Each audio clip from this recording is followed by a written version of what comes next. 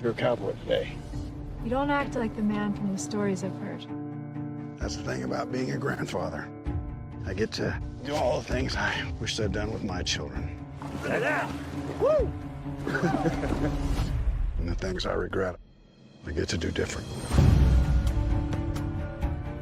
You were right. You're building a city. Everyone's forgotten who runs this valley. I need you more than ever. You have me.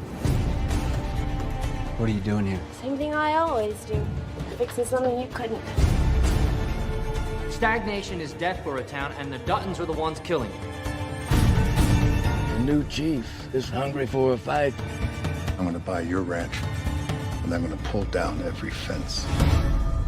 It'll look like it used to, when it was ours. Just tell me who to fight. Everyone. A man must stand with his people. This ain't checkers, son.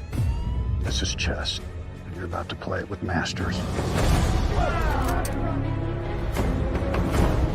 All I do every day is fight for this family. If you were winning, I wouldn't be here. I don't regret one sin I've committed. It's the one I'm about to commit that worries me.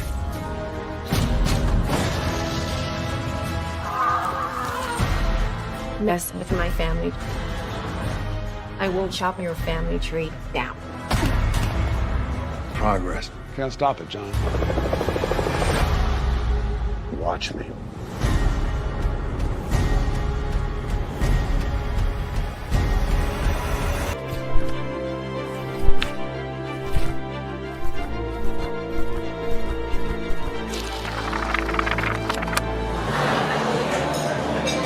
Podcast IS. Olá, pessoal.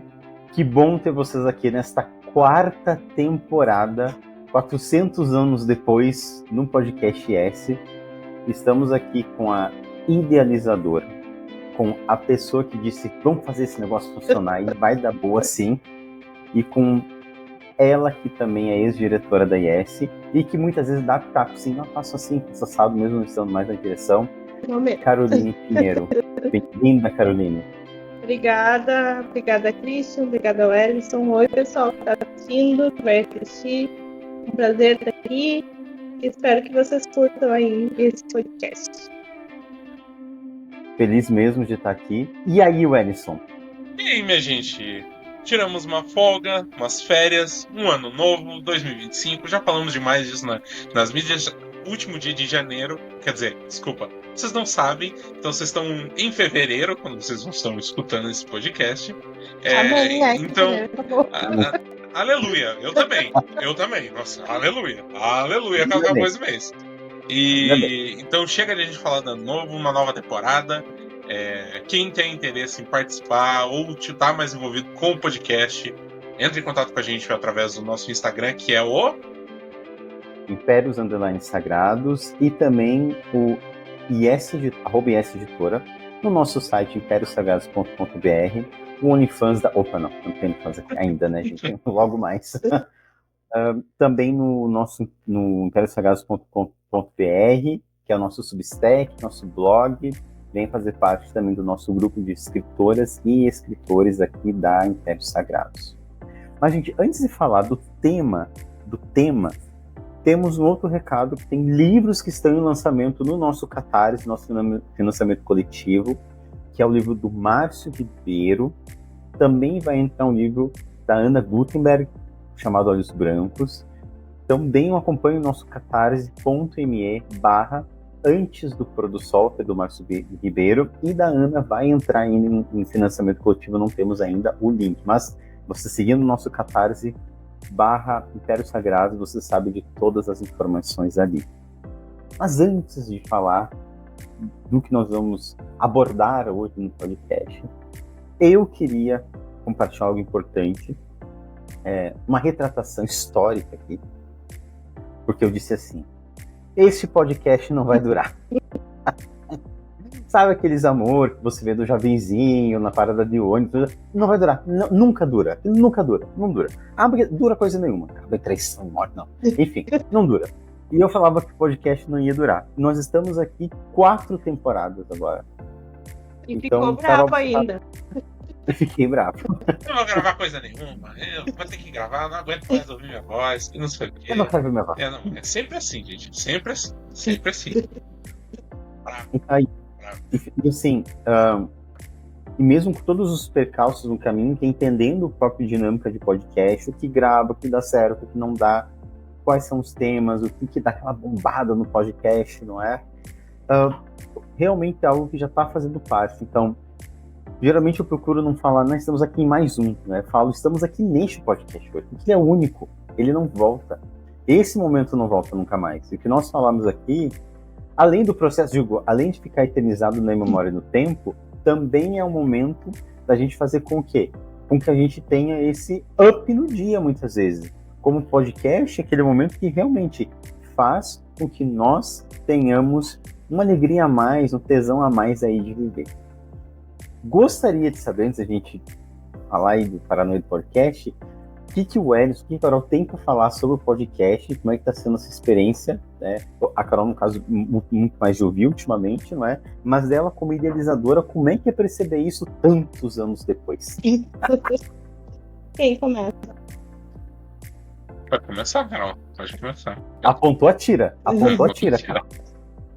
Então, como o Christian bem falou, o podcast foi uma ideia, né? Uma ideia não minha, digamos assim, porque os podcasts estavam acontecendo e era uma coisa em voga, mas a IS não tinha podcast. Então, olhando para o mercado, olhando para as novidades que a gente iria, como forma de alavancar a Impérios Sagrados, estava contando com um podcast, não é mesmo? Então, eu fico muito orgulhosa de que a ideia foi à frente e tem se mantido aí ao longo dos anos, apesar da resistência inicial, até para mim, porque, né, a gente se despide de certos preconceitos, de falar, de aparecer, então... Mas é bom porque é feito entre amigos, é feito com pessoas que a gente gosta e se torna algo bom, algo gostoso de se ouvir. E eu também tô orgulhosa. Bom, o que eu tenho pra dizer sobre o podcast? Deu trabalho, né, gente? Deu muito trabalho, dá muito trabalho ainda, então... Mas é algo que até, de certa forma, ele expressa um lado nosso bastante sobre muita coisa do que a gente vê, mantém a gente antenado. Tem muitas coisas que pessoais que a gente gosta de discutir, de conversar, que a gente explora cada vez mais ainda pelo podcast, pelos livros que a gente lê, as séries, os filmes. Teve muita coisa que a gente não viu, não iria ver, não iria ler, se não fosse por conta do podcast, dificilmente, né, não sei a probabilidade, mas que a gente não iria aproveitar e ter esse entendimento, esse conhecimento e trazer essa discussão, né? Eu sei que, por exemplo, a gente sempre volta nesse assunto, tem um filme chamado Barbie, que uma certa pessoa falou, eu não vou ver esse filme, não vou ver, que eu não sei o que, eu não vou ver esse filme. Mas isso surpreendeu muito com o filme, indo assistir a contragosto, né? Arrastado, assim, vamos assistir. Mas a mesma coisa de séries dramáticas que jamais assistiria e que fez eu sofrer, mas eu assisti, são muito boas. A conta sempre vem, eu sempre vai ter o pagamento. Nossa, mas que ódio que eu tenho. Que ódio que eu tenho quando me indicaram essa série. Não vou assistir também, né? Não vou assistir. Não, This Is Us e entre outras, mas são muitas coisas que faz furar a bolha, que todo mundo tem essa discussão, são opiniões diferentes, são pautas importantes e diferentes que a gente aborda, e é algo que é muito da IS, lá da mesa de RPG, que veio trazendo para a IS startup, empresa, /editora, né? E tá sendo uma experiência muito maneira, muito legal fazer parte desse podcast. A minha visão mudou completamente sobre podcasts. Gostaria de consumir mais do que eu consumo. O que eu tenho lutado muito para trazer para o podcast é originalidade. É muito difícil a gente falar isso hoje em dia, porque a gente consome muita coisa, escuta muita coisa, e às vezes tem dificuldade de filtrar isso, sabe o que é nosso e o que não é, enfim. Mas eu tenho... como é o Ellison e eu mais que estamos aí nos episódios, a gente sempre tem os nossos embates, nossas diferenças discordantes, o que é muito bom, que tem que ser, imagina, Socorro. 2 de mim do mundo, eu apagaria um, com certeza, o Socorro, jamais. Então temos que ter, mas eu tenho lutado pela nossa originalidade, ou seja, por trazer ideias a partir daqui elas se multipliquem, da mesma forma que a gente escuta de autoras e autores que a gente gosta, que, nossa, isso aqui eu nunca vi em nenhum lugar, que também a gente tem algo original aqui, que as pessoas digam, não vi em nenhum outro lugar, só tem no podcast S. Isso realmente eu agradeço muito, Carol, né? Desde quando a gente se conheceu em lá, em Passo Fundo, Rio Grande do Sul. Mas eu saí de casa. Quando os colonizadores chegaram e... É o Ellison. Essa hora vai chegar. Vai chegar. Então é um momento realmente de muito prazer estar aqui. Rufem os tambores. Hoje nós estamos falando, além de podcast em geral, mas vamos falar sobre a série Yellowstone. E eu realmente, assim, é uma série que eu não esperava, mas jamais em toda a minha vida que fosse tão bombástica, que cada episódio eu fosse ter gente, que absurda essa série. Eu não vou ler sinopse de série, eu vou falar uma sinopse do que eu penso que é a série, tá? Eu acho que Yellowstone, né? Ela tá falando sobre o rancho do John Dothan e da família dele, que é um rancho ali contíguo, né, ao parque de Yellowstone, nos Estados Unidos. Bom, uma informação talvez que às vezes as pessoas podem ter eu sei que é lá, mas a gente pode não saber, então tô soltando a informação, né? E nós vamos ter bastante spoiler hoje, só pra avisar, tá bom? Então vai ser um podcast que vai cobrir aí um tempo não tão grande, um tempo razoável, aí as 4 temporadas, não vai ser linear, então é um podcast mais feito para quem já assistiu a série do que um podcast de introdução para quem não assistiu a série, já dou um aviso aí, tá? Então, eu acho que, e eu gostaria que daí depois, tanto a Carol quanto o Ellison desse a versão deles aí de uma sinopse, a série está falando sobre, não só sobre o John Dutton, mas sobre o modo de vida baseado até em cowboys ali e tudo mais, que está se extinguindo, que está deixando de existir. E junto com isso, o modo de sobrevivência da família, né? E claro, disso a gente vai ver ali, né, em todo, por exemplo, a gente vai ver os filhos do John Dutton, como o Casey, né, a Beth, né, e o como é que é o nome do outro? Jamie, né? Jamie, é verdade. Jamie. E toda a extensão do que o rancho tem, que vai criando laços familiares, por exemplo, entre os cowboys, assim. Então, acho também que a série está falando sobre algo maior, que é uma história de como essa família ela conquistou esse rancho e de como ela vai perdê-lo ou devolvê-lo para as pessoas que são donas de fato. Carol, Wellington.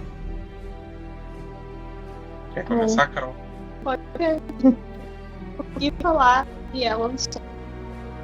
Eu acho que tive a mesma surpresa ali quando eu comecei a ver a série.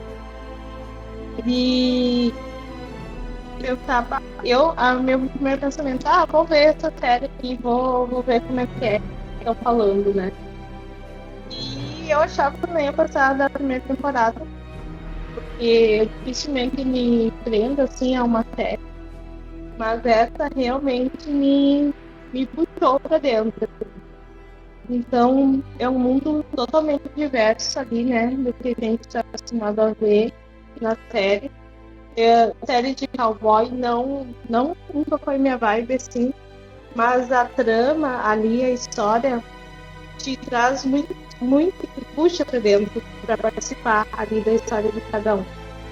E realmente, ali é uma história familiar bem complexa, e a partir do momento que tu vai assistindo, tu vai entendendo ali.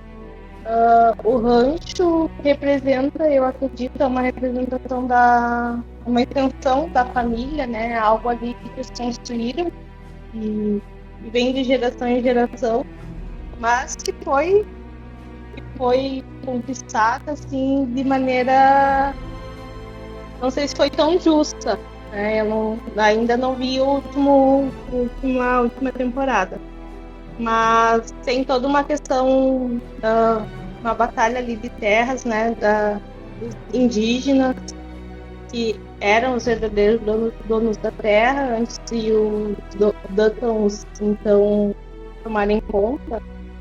Mas é uma história que te prende ali, e toda essa trama familiar do John, da Beth, é uma série assim que tu não tem que ficar do lado de certas pessoas, mas no fim tu acaba enredado ali, que tu acaba torcendo por aquelas pessoas. Eu não sei se vocês tiveram essa mesma impressão. Porque eu me vi ali completamente enredada e torcendo pro Rip, torcendo pra Beth e o Casey. Então é muito gostosa de se ver, muito apaixonante, né? É cheia de enredos ali.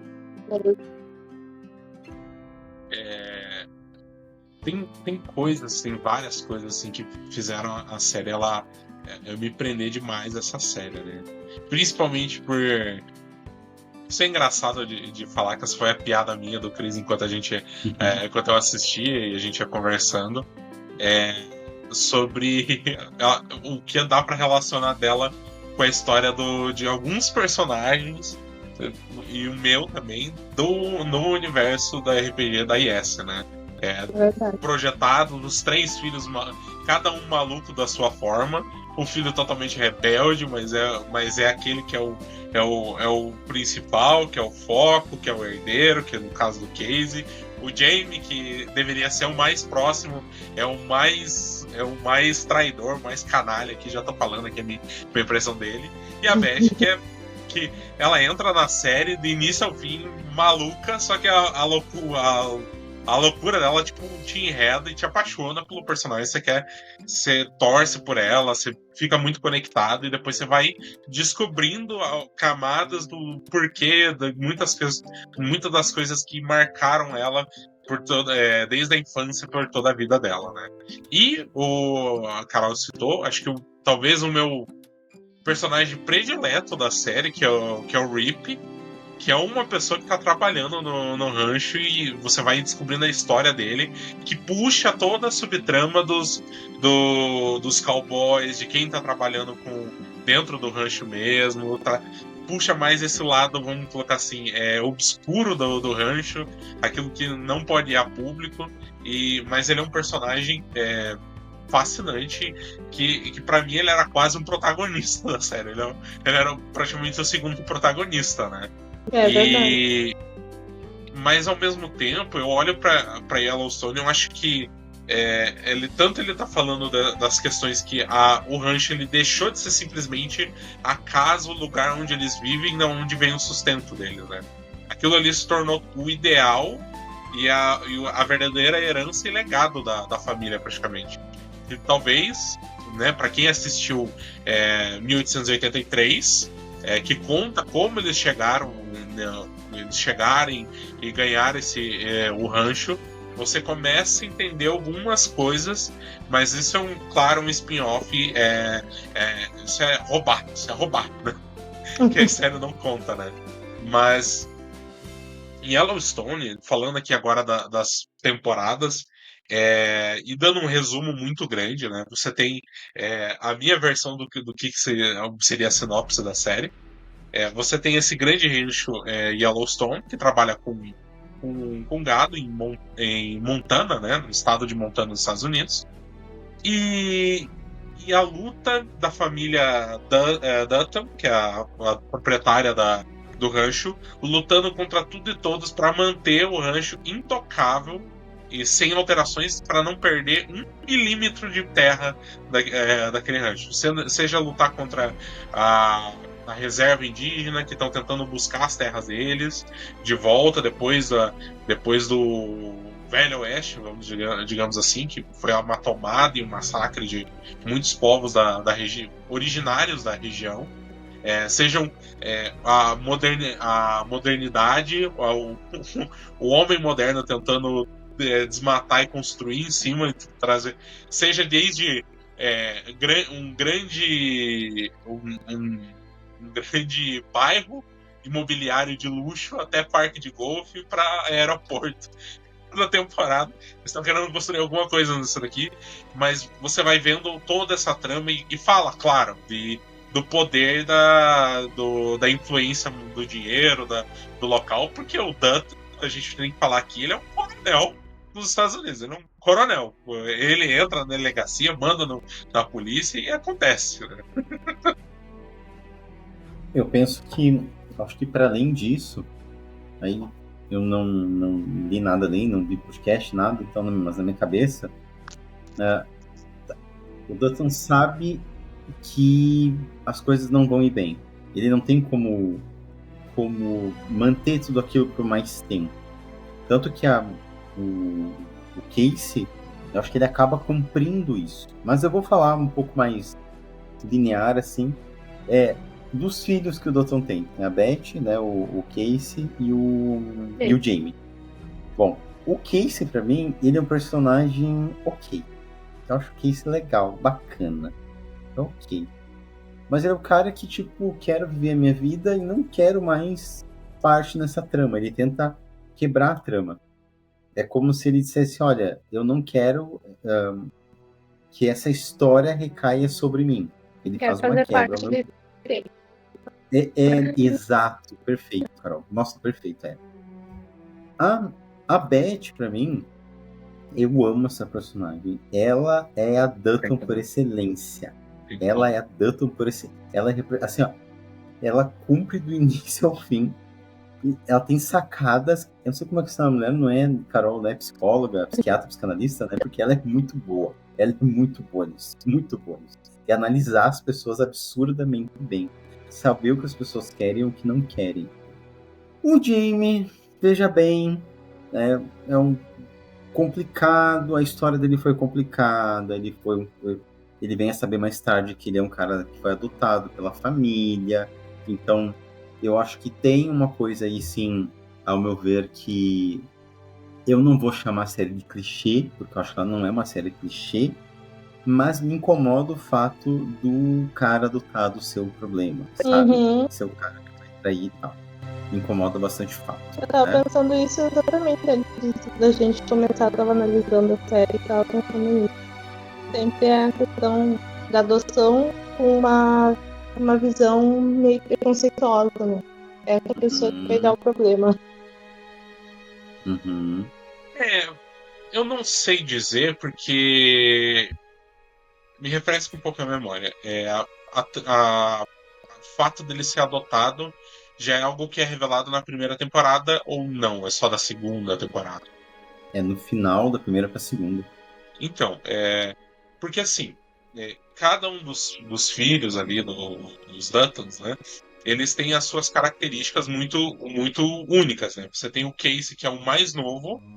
E por ser o mais novo, ele foi o mais, vamos dizer assim, não vou dizer mimado, mas ele era o mais, ele tinha o maior holofote e também ao mesmo tempo ele se rebelou depois de muitas coisas que ele fez, né? Tanto que ele chega a ter a marca lá do rancho cravado na carne, né? Mas ele é aquele que ele traiu tudo aquilo que o pai queria, ele foi pro exército, foi embora, não quis se relacionar, casou e nunca interagiu com a família de novo depois. Só que ao mesmo tempo ele é o que é mais parecido com o John Dutton, o Kevin Costner, né? Ele é o mais parecido. Você tem o filho mais velho que ele morre lá no primeiro episódio, que é o Lee. Que ele trabalhava, só que ele não tinha um espírito de liderança para manter o rancho. Ele era muito cowboy. Ele queria estar com o gado, não queria comandar, por isso que ele não herdou os negócios da família ainda. A Beth, ela tinha algo que ela não tinha interesse mais naquela terra. Então até que ela foi para outras questões, estudou outros lados, ela não tinha esse interesse mais. E tanto que, por causa, claro que tem os traumas do passado dela em relação com a mãe, que depois a gente comenta melhor, mas ela não tinha interesse na Terra.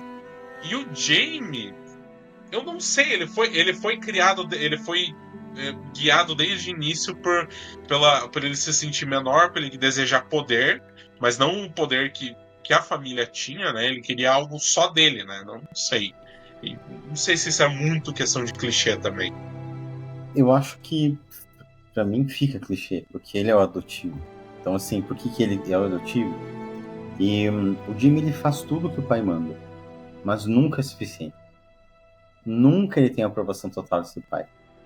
Nunca vai ser suficiente isso. O Dutton nunca dá, de fato, olha, não.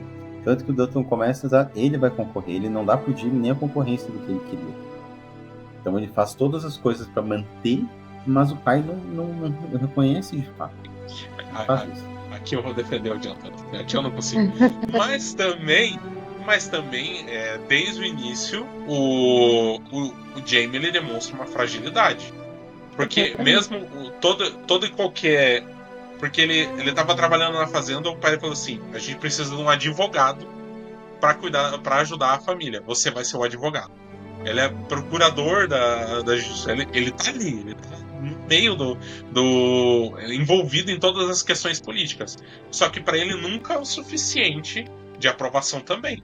Não dizendo que o John, o pai, ele não reconheça totalmente o que o filho faz, mas também o pouco que o John reconhece nunca será o suficiente. Ele sempre quer mais algo pra ele, dele.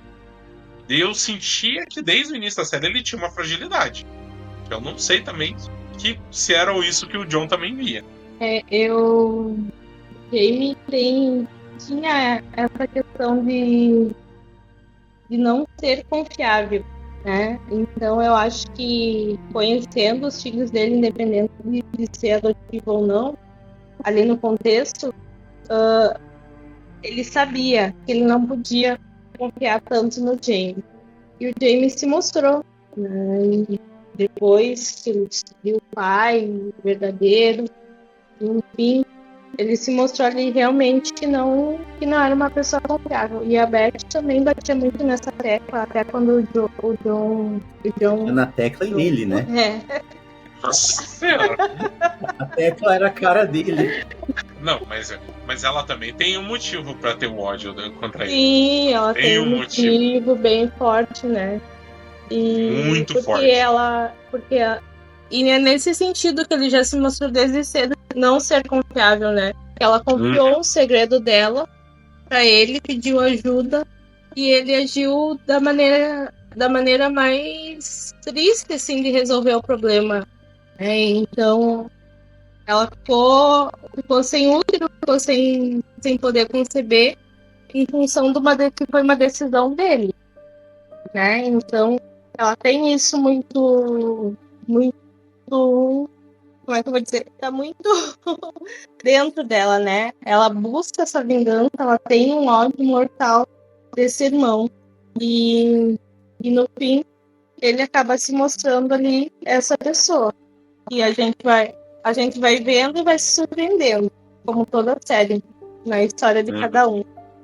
Mas a história dele, dela, essa história, assim, é de uma profundidade muito grande. Daí a gente começa a entender o porquê de tanto ódio porque eu no início entendi, mas por que eu odeia tanto esse irmão, né? Qual que é o problema com esse irmão?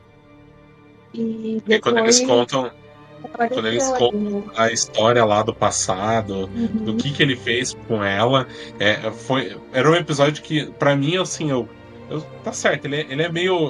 Vamos usar a palavra aqui que a gente usou internamente. Ele é meio frouxo. Ele é meio frouxo. Mas ok, mas não sei por que ela odeia tanto ele. Daí Tanto quando se conta, você. Por que ela odeia tanto? Você olha. Por que ela odeia tanto ele, assim? Mas quando conta, você fica. Nossa, ele. E eu não sei se vocês tiveram essa impressão também no início. Eu imaginava que ele era injustiçado, assim. E, nossa, por que tratam ele desse jeito? Por que, né? Tanta rispidez no tratar. Só que depois ele foi mostrando traços ali de maquiavélicos, assim, né? De uma coisa bem fria, no sentido de tratar. Eu acho que também tem a ver com a forma que ele foi tratado, mas ele foi mostrando alguns traços de personalidade bem complicados. Tanto que depois, né, ele faz o que faz com o pai dele. Eu acho que ele quer sempre uma aprovação, ele é sempre guiado por alguém. Talvez fosse isso, não é? Isso que o John Dutton, ele acaba percebendo que ele nunca conseguiria se sustentar por ele mesmo, assim, sempre alguém mandando nele, alguém dizendo o que ele tinha que fazer ou não. Que quando ele tentava pensar por ele mesmo, sempre deu e sempre dava cagada, né? Ao passo que o Casey, não é? Porque o primeiro filho morreu, eu tenho pouquíssimo que falar, porque ele realmente era o cara do rancho. E a gente nem conheceu o personagem, né? Ele morreu no primeiro episódio. Não deu pra aprofundar. Mas o Casey, assim, eu acho que o John Dutton, eu não sei, eu vou usar uma palavra meio forte, assim, um cara meio preconceituoso contra o pessoal, né, indígena, pessoal que era dono da terra, porque o Casey casa com a esposa dele, que é uma indígena. Então, assim, o John, ele não apoiou, visivelmente ele não apoiou esse casamento, assim. Depois é que ele vai entender e se aproximar do neto e tudo mais. Mas o Casey, pra mim, ele é um cara firme, ok, nas decisões, mas eu digo, gente, quem devia, na minha cabeça, né? Na minha cabeça machista, tá? Na minha cabeça machista, porque é uma frase que eu uso sempre, que eu nasci homem, eu sou um homem cis, sou machista, sim, porque tá imbuído, isso tá embutido já desde que eu nasci, né? Eu achava, não, o Casey tem que resolver isso, é o Casey que tem não sei o quê. Mas quem resolve é a Beth. Quem é a pessoa? É ela. Que é ela que vai resolver, ela que vai fazer, né? Até porque ele não tava, desculpa me importar, mas ele não tava disposto a pagar o preço de bancar.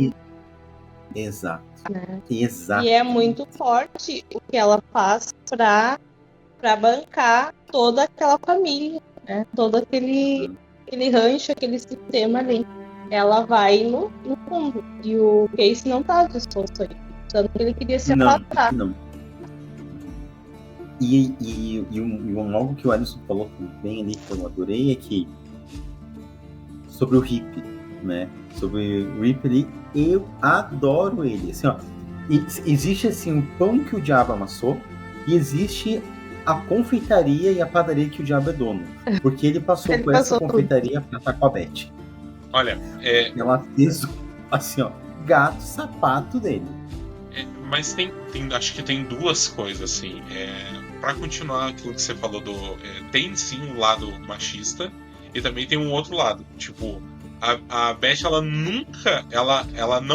Por ela, eles vendiam a fazenda. Porque elas vendiam, acabou isso daí. Tanto que ela já falou várias vezes: vende isso daí de uma vez. Então mas o interesse dele não é vender.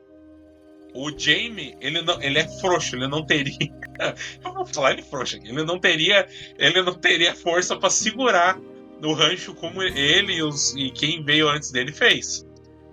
Na minha opinião, ou seria o Casey todas as questões dele ali pra seguir com o legado da família, ou, na minha opinião, o herdeiro perfeito dele, que era o Rip.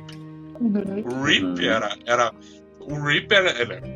pra mim, ele era um filho que ele não tinha ali. Ele tava ali, decidido, nunca titubeou e era firme em todas as questões. E a história dele, de como ele idolatrava o Jon, é muito massa. De ver isso até com como é que é o nome do personagem? Aquele que eles salvam. O menino? Isso. Não. Aquele que ele tinha dívida com tráfico e ele foi marcado. Pera lá, o Jimmy. E tipo, você vai vendo e ele é um personagem que não podia faltar. A história dele é muito massa. Ele era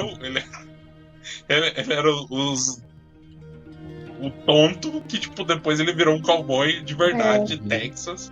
E é muito massa ver isso sobre ele, tipo, todo esse progresso. Que mostram de uma forma totalmente torta, né? Mas ali eles fazem um papel social também, vamos dizer assim. Que eles pegam os cowboys, pessoas que estão saindo da prisão, digamos assim, ou que nem o caso do Jimmy, estava envolvido com tráfico de drogas, né? E o vô dele pede pro Dothan trazer ele pro rancho pra ver se ele muda de vida. E ele muda, realmente, né? Só que tem o outro lado mais obscuro, que é a história da estação. Né? A estação de trem. Eu acho. Os segredos da estação de trem. Eu acho que a gente tem ali a esposa dele, né? Que é a Mônica. Também, que ela é uma personagem que ela adquire ali uma certa relevância, mas ela se mantém. Não tem um protagonismo, assim, né? Tipo, ela mantém. Eu acho que o grande problema do Casey, na minha opinião, que ele é quase o personagem Batman, né? Ele fala pouco, resolve pouco, mas é ele que vai atrás de caçar os caras, né? Tipo, era pra ele herdar, mas ele é pouco carismático às vezes, eu acho. Pouco carismático, pouco envolvido na liderança. O problema tanto da Mônica quanto do Tate, que são a esposa e o filho deles, né? É porque a trama deles, toda a temporada, ela dá a volta e volta pro mesmo ponto. Eles não querem se aproximar do rancho, se aproximam e volta pra lá. E nunca muda, nunca evolui, não tem nada de transformação. E, tipo, eles deveriam ser mais trabalhados, principalmente pela ligação da Mônica, né, com a população indígena que tá querendo reaver as terras ali, né? Na primeira temporada algo muito relevante, tanto que ele mora ele mora do lado da família do cara que foi morto pela família dele. Isso era forte, só que com o passar das temporadas isso foi deixando de lado. E na quarta temporada, principalmente, onde a Mônica e o Tate estão traumatizados, eles não existem a temporada inteira, praticamente. Eu acho, do meu ponto de vista, vendo assim, eu acho que, na verdade, eles estão mesmo nesse lugar, porque eles não se encaixam em lugar nenhum. Porque eles estão no meio ali. Então, quando eles estão na tribo, eles estão ali, mas estão envolvidos, a energia deles também está envolvida com o rancho. E quando eles estão no rancho, também eles têm esse conflito, que é um conflito interno, e é um conflito ali do casal, uma coisa que não é dita, que é um conflito também do sogro, a Mônica com o Jon, né? Então, eu acho que eles não têm muito. Acho que esse era o papel deles mesmo, assim, né, nessa trama, né? No final ali, eu acredito que a Mônica ela se dá conta que que não tem o que fazer, que é tanto que ela ajuda, né, a pegar aquele cara lá que matava as índias, né? E daí ela se dá conta do que o Case fazia, né? E o motivo dele matar, o motivo dele entrar em conflito. E daí ela se deu conta que no meu ponto de vista, que não tinha outra maneira, né? Que eles estavam dentro daquilo ali e tinham que viver daquela forma. Ou eles entravam, né, com tudo, ou não tinha que fazer. Eu gosto também de fazer um panorama, assim, que é sobre a vida de cowboy mesmo, que eles tentam apresentar na série. Isso é muito legal, de entender como é que é essa vida, essa coisa, muitas vezes, de não ter uma vida outra senão a vida de cowboy. Né? Tá ali imersos na vida de cowboy. Tem a Teeter, que ela ao primeiro momento dá todo um indício de como se ela fosse lésbica na série, vários indícios, assim, várias coisas, o pessoal meio que tirando. Na verdade, depois a gente vai vendo que ela vai adquirindo, né, um amor e relacionamento ali dentro da série, né? Isso, Robin. E a gente vai vendo, por exemplo, a história do Lloyd, que também não tem outra vida a não ser o rancho. Tipo, é uma pessoa que vive para aquilo ali, para aquela vida, não é? Então, falando da dificuldade, etc. É algo que o Ellison puxou, que eu acho que a gente tem que fazer vai ter um programa de 1883 lá e 1923, que são as duas séries que falam anteriores. Vamos colocar isso aí, tem um programa só dessas duas séries. Em que isso é mostrado também nesses prequels aí do Yellowstone. Em que essa vida, o que é essa vida? De esperar quando, no caso, o homem, né, vai para o gado lá, cuidar, fica tempo fora, volta, a vida em torno disso ali nas séries, não é? Então, a mulher geralmente fica em casa, não vai para isso e tal. Claro que com a tecnologia isso muda em Yellowstone, mas mesmo assim a vida ainda é em torno disso, né?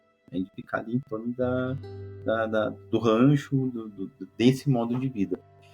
Que está acabando, né? Na última temporada, especialmente, a gente vê o pessoal comentando sobre essa vida que está acabando, que não vai ser mais assim.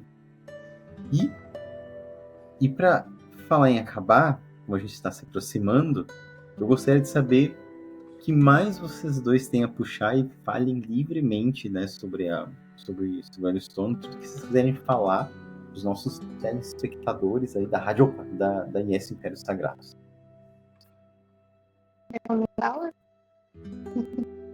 Eu vou falar bastante, porque eu gosto de falar bastante. Vamos lá. Só lembra de dar espaço para os convidados, né, Márcio? Mas é claro, mas ela tem um espaço dela reservado, né? Reservado, se eu vou editar. São duas questões. Eu acho que eu até brinquei várias vezes em off, quando a gente comentava a série, que Yellowstone foi a série que fez eu achar o animal cavalo inacreditável.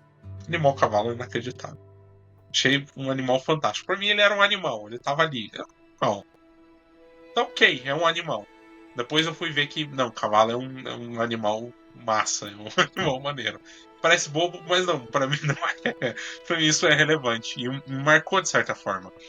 E eu acho que tem várias questões de tramas de personagens que elas podem não estar ligadas à trama principal, que é a luta para defender o rancho, mas que por si só elas preenchem e dão uma vida extra à série, né? A gente falou pouco do pessoal que trabalha no rancho, que tem as suas vidas, que tem a sua própria trama.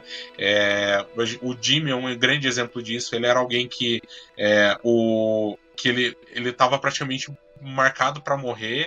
Essa era a última chance dele na vida dele, que ele teria ali, pelo menos, né? E ele não dava pro negócio, ele não sabia montar cavalo, não sabia laçar, ele só se... Olha, é um pobre coitado, comeu o pão que o diabo amassou no tempo que ele ficou ali, mas conforme ele foi passando e foi sobrevivendo a isso, ele foi se transformando até chegar lá na 4ª temporada e na última temporada com um casado, muito bem entendido do que ele queria da vida, um cowboy de fato, né, trabalhando no que os cowboys ali de Montana dizem que é a terra do cowboy, que é o Texas, né? E toda essa mítica de cowboy que existem, né? E fora que o Rip ele tá mergulhado nas duas tramas, ele é sensacional. É o meu personagem predileto da série. E eu queria comentar algo sobre o final. A Carol ainda não escutou, não assistiu a última temporada, né? Nenhuma das duas partes, né? Então tá pros seus ouvidos, Carol, que eu quero. Porque eu não sei o que você pensa, Cris. Porque, de certa parte, é um pouco triste e decepcionante como ele se conduziu para esse final. Só que depois que eu assisti e reassisti o último episódio, eu me satisfez, de certa forma. Jamais. Impossível. Tipo, eu falei assim, talvez seja um reconhecimento de que eu nunca vou ter o final que Ella Stone merecia. Certo? É isso. Nunca vai ter. Mas ele não ficou ele ficou um fim de novela. Mas de certa forma eu falei assim, poderia ser pior, mas não foi tão ruim assim. O que é uma pena, porque com um final digno, ela estaria nos top 3 séries de todos os tempos que eu assisti, sem dúvida alguma, né? Com os melhores personagens, o casal da série, o Bash e Rip. Com certeza, sem dúvida alguma. Sem dúvida alguma. Ela com aquele ódio e instinto assassino louco dela, só que ela sendo o melhor personagem da série, você não sabendo o que fazer. E o Rip contido, porque vai dar ruim. Se deixar quieto, vai dar ruim. Vai lá, Carol, com você. Agora falou da Beth, e uma cena que me marcou muito, que eu achei icônica, assim, foi quando ela briga no soco com a namorada do pai dela. Qual é que é o nome? É a Summer, né? A Summer. Então, isso pra mim foi icônico. A melhor. E o Rip vai lá fora e vai lá onde elas estão brigando e vai lá e fala, né? E fica olhando, enfim. E ela não para enquanto ela não acaba com a guria, né? Então, e depois, enfim, se entendem e tal. Mas entra toda uma questão de respeito. Ela acha que a Summer foi desrespeitosa em relação à comida, enfim, em relação à casa, né? Do pai dela, do rancho.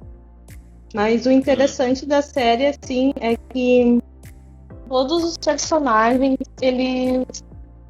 a gente consegue ver a história deles antes deles se tornarem aquilo que eles são hoje e começa a entender um pouco por que de certas atitudes, como a Beth em relação à mãe dela, né?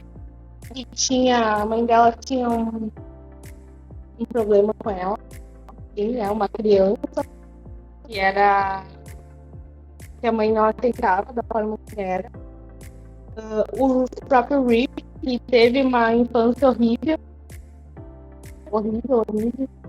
Então a gente entende, assim, nessa volta ao passado, o que faz com que eles sejam o que são hoje, né?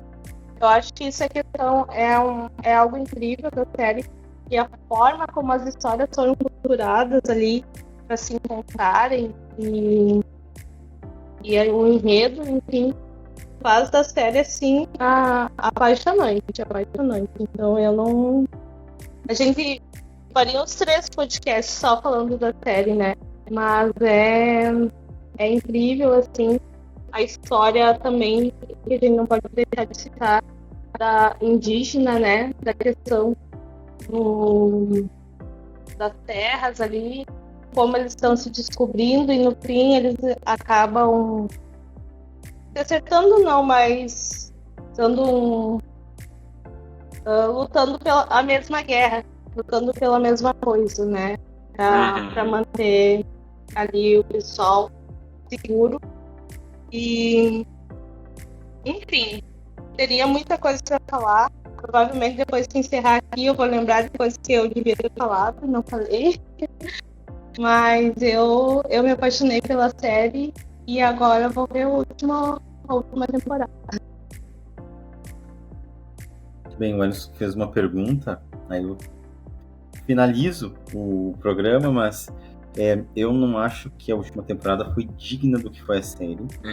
Dá pra notar tranquilamente que a saída do Kevin Costner ali prejudicou e muito a série, foi um final apressado. Eu gostei de como foi em relação a Beth, do que ela fez, gostei realmente disso, ok? Mas todo o resto não fecha com a história, porque toda a luta e tudo que vinha sendo construído do John Dutton na sua megalomania, porque eu não tenho como classificá-lo diferente como megalomaníaco, porque assim que megalomaníacos são, ele não deu conta das próprias ações, inclusive, várias críticas ao Dutton, no modo de proteger a família, ele estava protegendo ele mesmo, o poder dele, no final, para ele, por mais que ele justificasse, acaba sendo sobre isso, né? Até sobre o Jimmy, na verdade, né? Mas, o que eu penso? Que é uma grande série, é uma série que, assim, que eu veria tranquilamente, novamente, porque vale a pena cada milímetro dessa série, tá? Então, para você que está nos escutando, veja a série, reveja a série, conta pra gente o que você achou. E antes de darmos o adeus, eu quero só mostrar para vocês aqui a campanha do financiamento coletivo do livro Antes do Pôr do Sol, Música Infinita, que começou no Catarse. Então, tá aí o projeto, apoia, faça com que a literatura nacional tenha mais vez e mais voz também, tá? Também quero mostrar para você aqui, que está nos acompanhando, se eu conseguir, eu consegui, legal. O nosso site, que também é o nosso blog, então você que escreve no Substack, vem conversar com a gente, ou você quer começar a escrever, conversa com a gente também. Temos aqui vários autores e autoras que estão publicando com Impérios Sagrados. Tem newsletters aí quinzenais que você pode ver, ler, ouvir. Então tem um monte de gente colaborando aí, tá? Vem fazer parte da IS você também. Carol, quero agradecer você. Você é sempre muito bem-vinda aqui. Dá uma olhada no calendário e participe mais vezes com a gente. O Alisson e eu prometemos, né? Não nos comportar, que isso não vai acontecer nunca, não é? Mas dá sempre espaço para todas as pessoas que querem participar do programa. Tem uma coisa que é ao vivo mesmo, não tem problema. Tenho cuidado muito, Alisson e eu, de a gente falar um pouco menos, deixar quando tem convidados falar mais. Quando só nós dois, não tem problema, são quase 40 minutos ou 40 minutos, a gente tem que falar, né? Então vamos falar mais. Falar mais que tá pouco, tá falando aqui. E até para que a gente permita que todo mundo tenha protagonismo aqui dentro do ES sempre. Tem algo na série que eu senti falta de outro protagonismo de outras etnias e inclusive do pessoal, né, também negro e tal. Mas é que eu acho que nesse aspecto essas músicas vai funcionar um pouco diferente aí. É outra realidade, né? Outra vivência. Não... A gente tá falando do... Acho que é o sul dos Estados Unidos, né? Montana. E ali a história é outra. É importante ao menos citar isso aqui. Carol, obrigado de coração por você tá com a gente aí, por ter dito assim, ó, faça esse podcast uma vez aí que vai dar boa. E já deu boa. E você que tá nos escutando, continua com a gente, acompanha, escuta os episódios anteriores. Antes de encerrar, eu quero agradecer também, né, a estar aqui. A IS é minha casa, desde sempre, desde 1500. Então, eu fico muito à vontade. E que nem eu disse no início, o melhor da IS, eu acredito que seja isso, que é uma reunião, o podcast se torna uma reunião entre amigos. E o melhor que a IS tem são as pessoas, né? É o Ellison, o Christian e quem sempre foi quem está na IS. Então, para mim é um grande prazer estar aqui. Eu desejo que todas as pessoas escutem e sintam essa vibração, sintam esse amor que a gente tem pela literatura, pelo cinema e entre nós. Isso, pessoal. Obrigado a todos que estão aqui, que nos estão escutando e assistindo nesse momento lindo. Deixem comentários, sugestões. A gente lançou hoje o calendário de gravação para pelo menos até o início ali de abril do podcast. Se vocês tiverem sugestão de séries, de filmes, de livros, que queiram escutar a gente debater, uma das coisas que para esse ano que a gente quer focar bastante é sobre... Qual é o tema? Eu sempre erro essa palavra, então vou deixar por que falar. É sobre a intermedialidade. Essa palavra do nosso futuro doutor, quer dizer, que já é doutor, mas que falar muito sobre adaptações, sobre como as obras conversam entre si, sobre suas originalidades, e pedir também para vocês conferirem as lives, as mesas de RPG da IS na quinta-feira, do dia 30 do 1. Olha aí, eu já ia dizer que dia que a gente tá gravando. Foi a primeira live desse ano, a gente já deixou anunciado. Procuramos presença feminina, trans, LGBTQIA+, para fazer parte da mesa, para trazer mais diversidade para a mesa e trazer novas vozes, novas histórias para esse universo sempre em expansão há mais de 27 anos. É isso, pessoal. Um beijo!